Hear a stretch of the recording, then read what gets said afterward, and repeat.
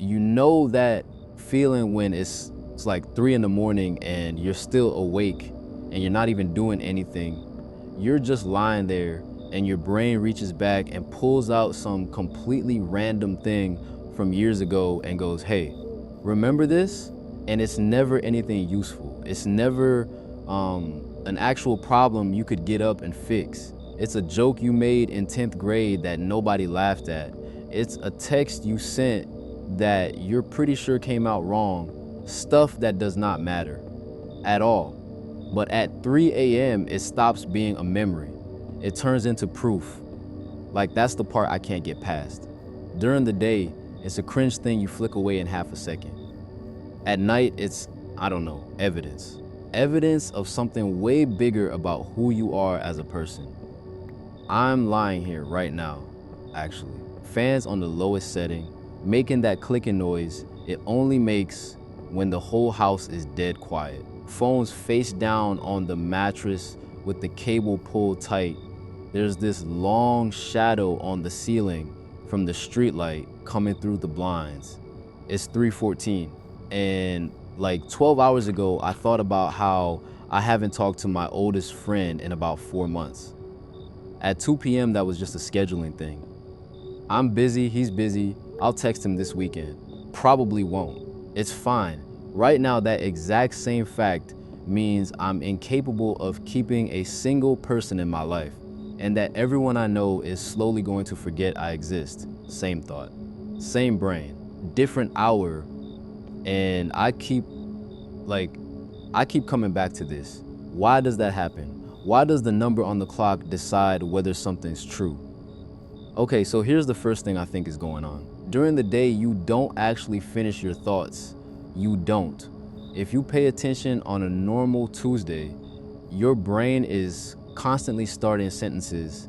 It never gets to end. You start going down a hole about whether you picked the wrong major, or whether your roommate's annoyed at you because he shut the microwave a bit too hard this morning, or whether you're ever gonna afford to move out of this place. And then something happens. A car honks. Your phone buzzes. Somebody walks up and asks you a question. You gotta look at a menu and pick something to eat. You gotta remember a password. The whole day is just people and things needing you. So your thoughts get 4 seconds before something knocks them off. And you go, okay, I'll deal with that later. And you put it down because you have to go do something real. At 3 in the morning, nothing interrupts. Room's dark. Nothing needs you. Nothing's gonna buzz. So for the first time all day, the thought gets to just run all the way to the end. Nobody pauses it. You start thinking about your friend and nobody's asking you to pass the salt. So you just keep going. You go through every worst version of it. You pull up every memory from the last 5 years and stack them all up until you've basically built a case that you're a bad friend and you always have been. And I think that's the bit people miss. You've had that thought like 100 times.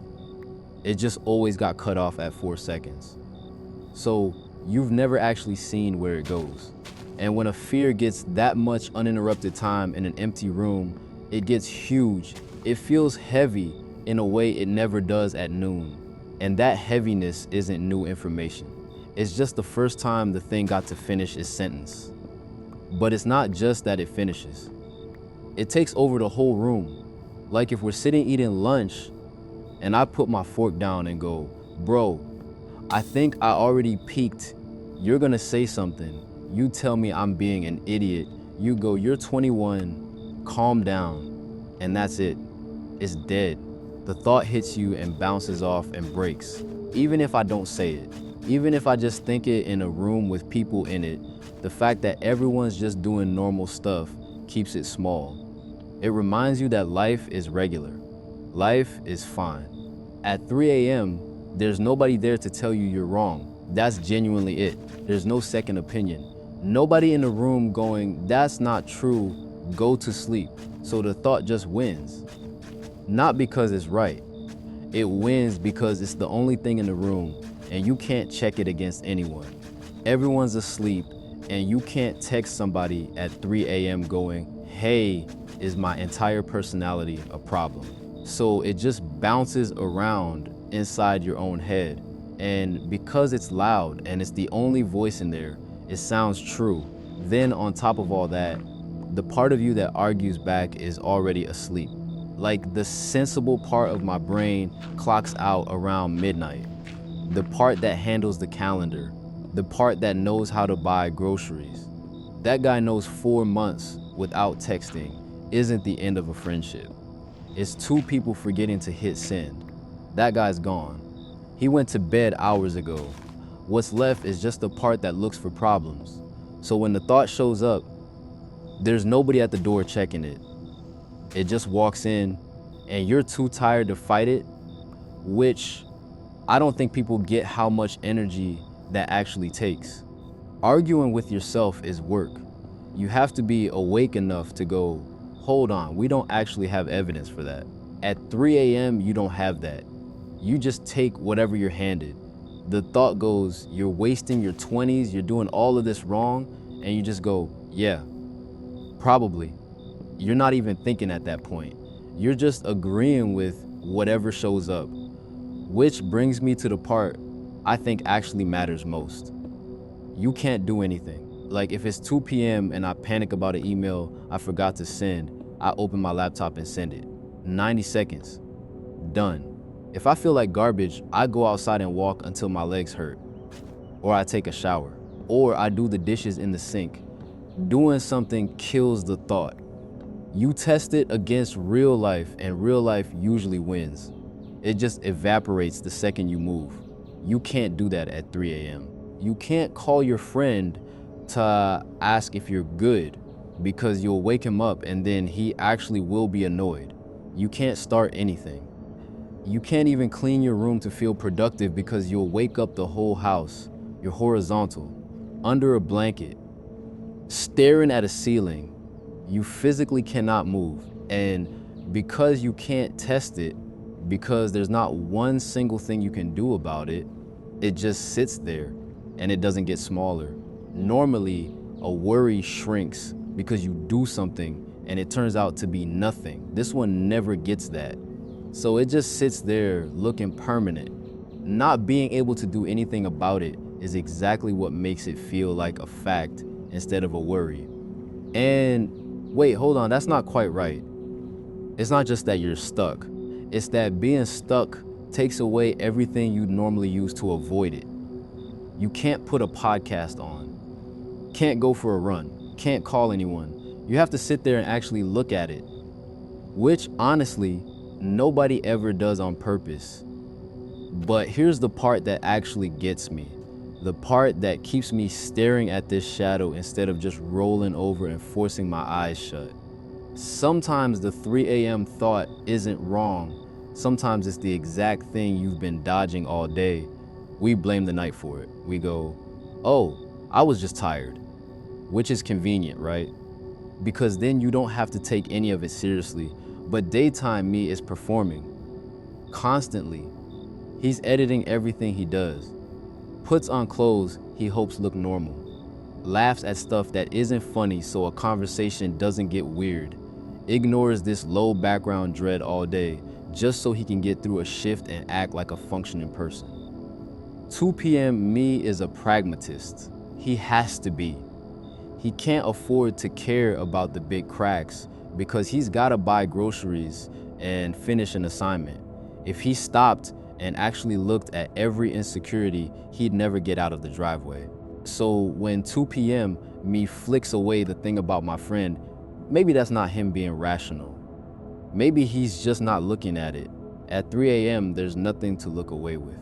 No audience, no performance. You don't have to be normal or productive or okay.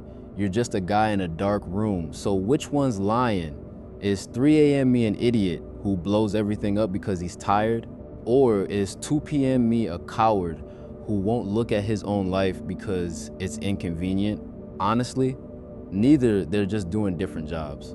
The 3 a.m. thoughts feel so heavy, not because there's some deep truth about the universe, It's because they're the only thoughts you have all day that nobody cleaned up. Nothing got softened. Nothing got interrupted. It's just what you actually think with nothing on top of it, and a lot of that is junk. Genuinely. Most of it is tired nonsense that won't survive till morning. But somewhere in there is usually one quiet, really inconvenient thing you've been talking over since breakfast. They're not more true. They're not less true. They're just a different kind of real. And both versions of me are real. That's the thing. The guy who got through a whole Tuesday without falling apart in a grocery store, that's a real guy. And the guy sweating over a meaningless joke from 4 years ago is also a real guy. 3 a.m. me just doesn't have anything on. I used to try to fight it. I'd lie here and try to logic my way out. Build this whole mental list of reasons the thought was wrong. Pull up counter evidence like I was arguing a case against myself. Or I just go, you're tired, ignore it, which has never once worked. Fighting it makes it bigger. It just shows the thought that you're scared of it. So now I let it finish. I let it run all the way out. I don't try to solve it because I can't, not at this hour. I just look at it and I go, all right, noted. Apparently we think we talk too much and push people away. Cool, got it. We'll open that one when the sun's up and I actually have the energy. And most mornings it turns out to be nothing. But like one time in 10, I open it and there's something real in there. And I end up sending a text I'd been putting off for 4 months. So I don't argue with it anymore. And I don't agree with it either. I just let it sit there and take up space. Fan's still clicking. Shadow on the ceiling hasn't moved. And I'm just waiting for it to get light enough to fall asleep.